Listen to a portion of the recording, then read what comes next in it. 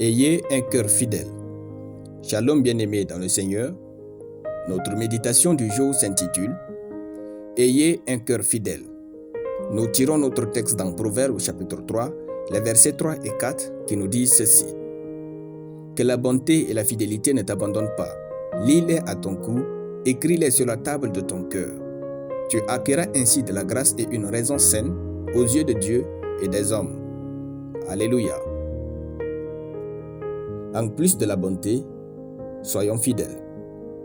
Notre fidélité dans les petites choses détermine les grandes que nous aurons dans ce monde. La fidélité n'est pas un don, elle se travaille et s'acquiert. Être fidèle est un engagement avec soi pour réussir sa vie. L'accumulation d'autres choses que la fidélité au départ de notre vie conduit à l'autodestruction.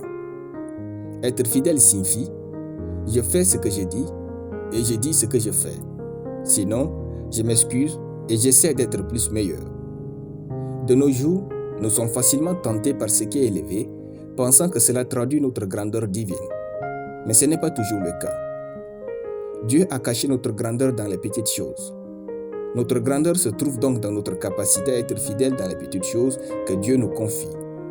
Plus précisément, notre grandeur se trouve dans notre capacité à faire les petites choses avec grandeur. Soyez fidèles.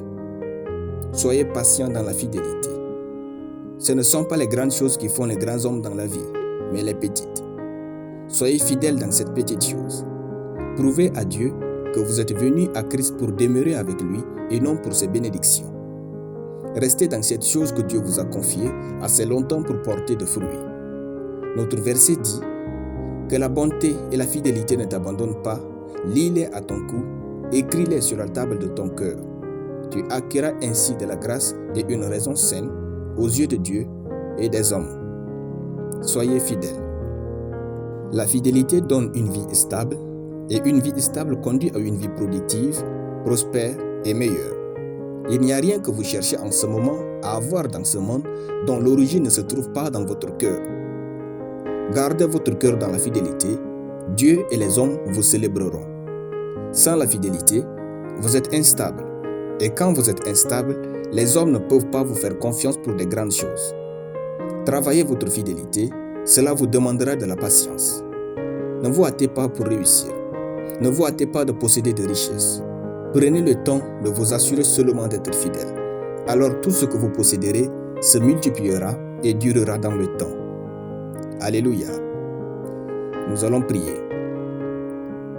Mon Père qui vit en moi, je te dis merci pour ta parole transformatrice qui pénètre en moi. Je déclare que je suis fidèle dans la vie au nom de Jésus-Christ. Amen. La lecture biblique en une année, 2 Samuel chapitre 16 à 2 Samuel chapitre 20. Soyez bénis, c'était le pain du ciel.